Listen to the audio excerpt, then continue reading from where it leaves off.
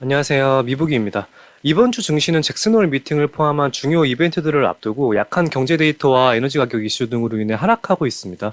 또 이번 주 거래량만 보면 평균 이하의 거래량을 보이면서 시장 참여자들이 다소 소극적인 모습인데 그만큼 저번 주에 비해 심리 자체가 많이 바뀐 것 같아요. 시장의 불확실성이 많다 보니 대응 방법에 대해 많이 궁금해하실 것 같은데 오늘은요, 시장 단기적인 방향성을 결정할 중요한 몇 가지 사항 좀 보고 TQQQ랑 SQQQ 저점, 고점 말씀드리겠습니다. 먼저 주목해야 할 지표 보시면 지금 중점적으로 보시면 좋을 지표는 달러 인덱스부터 빅스 지수까지 이 5가지 지표들 위주로 보시면 좋을 것 같아요. 특히나 유가가 최근 움직임이 심상치가 않습니다. 제가 어제 채널 커뮤니티 통해서 말씀드렸지만 유가가 이 하방 추세를 깼어요.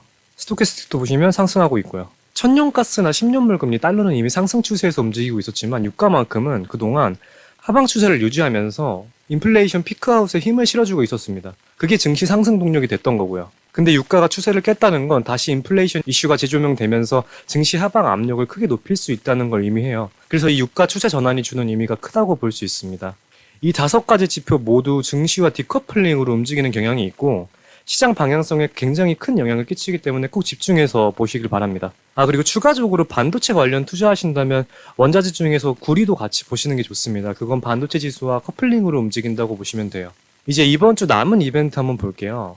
당장 수요일 장 마감 이후에 엔비디아 실적 발표가 있습니다. 이미 사전 발표로 인해 매출이 엄청난 미스가 나올 거라는 건 예고가 된 상황이에요. 그래서 매출 세부 현황과 가이던스 주목해서 보시면 되고 그에 따라 반도체 섹터의 방향이 결정될 것으로 보입니다. 엔비디아 실적 발표를 끝으로 사실상 2분기 실적 발표 시즌이 종료된다고 볼 수 있어요.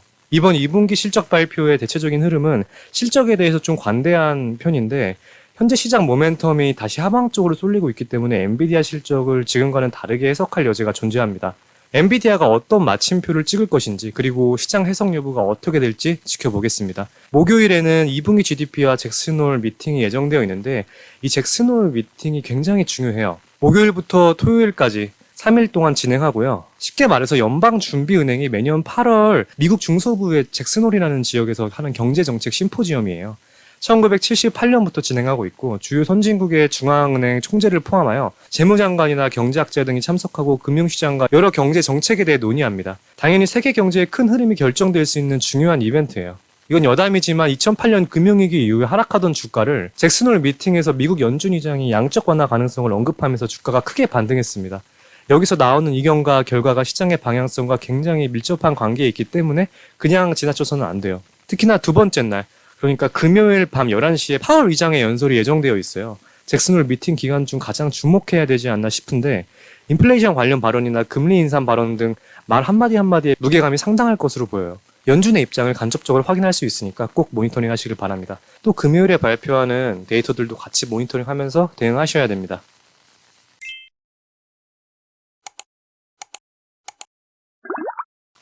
이제 차트 보면서 TQQQ랑 SQQQ 저점 고점 확인해 보겠습니다. 계리율과 수수료 때문에 QQQ로 먼저 보고 대입할게요. 보시는 차트는 QQQ 일봉 차트입니다. 제가 저번 달에 증시가 이런 삼각 수렴 패턴이 있다고 했고 수렴 이후에 방향성이 결정된다고 했어요. 실제로 삼각 수렴 돌파하고 상승했습니다. 지금은 반대로 이런 발산하는 패턴을 보이고 있어요. 이 패턴의 특징을 쉽게 설명드리면 수렴하는 패턴과 반대로 이런 패턴은 발생 빈도 자체가 매우 드문 패턴이에요. 시간이 지나면서 확산하는 형태인데 통제되지 않고 감정적인 시장임을 암시합니다. 일반적으로 상승이 끝날 무렵에 주로 나타나고요. 그래서 지금 보시면 확산하는 상승 채널 한 중간 부분쯤에 있는데 개인적으로 지금 당장 반등보다는 조금 더 하락할 확률이 더 높다고 생각해요. 스토캐스틱 같은 경우는 과매도 구간에 아직 진입하지 않았고 MACD도 시그널선을 하향 돌파하면서 하락의 무게감을 더하고 있는 상황입니다. 그리고 지금 이때랑 굉장히 유사해요. 제가 파란색 세로줄로 표시해 드릴게요. 보시면 똑같이 개파락이 나왔고요. 이평선이랑 스토캐스틱 수준, 그 다음에 MACD도 거의 동일합니다. 이때가 3월 상승 랠리 이후에 하락하기 전이에요. 물론 지금이랑 상황은 다릅니다. 그렇지만 기술적으로 소름 끼칠 정도로 비슷해서 그냥 지나칠 수가 없겠더라고요. 이때 보시면 정말 큰 하락이 나왔죠. 20% 넘는 하락이 나왔는데 TQQQ 기준으로는 70%가 넘어요. 지금도 그런 하락이 나온다는 것은 아니지만 남은 이벤트들로 인해 변동성이 충분히 확대될 수 있으니까 대비는 필요하다고 생각을 해요. 자, 이제 그러면 단기적으로 어디가 저점이고 고점인지 한번 볼게요. 1차적으로 이 평행 추세선, 이탈하는지 지지해주는지 보시고 이탈한다면 상승 채널 하단까지는 열려 있습니다. QQQ 기준으로 대략 297달러 정도 되겠네요. 이걸 퍼센트로 보면 하방으로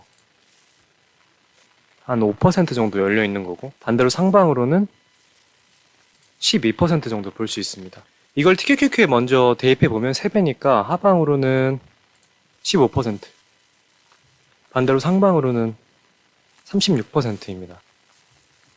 SQQQ는 반대로 하방으로 36%, 상방으로 15%입니다. 정리하면요. TQQQ는 27달러와 44달러 보시면 되고 SQQQ는 25달러와 45달러 이렇게 보시면 됩니다.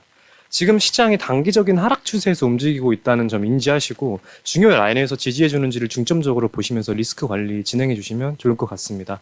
그럼 오늘 영상 여기까지 말씀드리고 시장 보면서 특이사항 있으면 영상이나 채널 커뮤니티 통해서 바로 말씀드릴 수 있도록 하겠습니다. 시청해 주셔서 진심으로 감사드리고 도움이 되셨다면 구독과 좋아요 한 번씩 부탁드리겠습니다. 궁금하신 점을 포함한 모든 내용 댓글 남겨주시면 확인 후 답변 드리겠습니다. 감사합니다.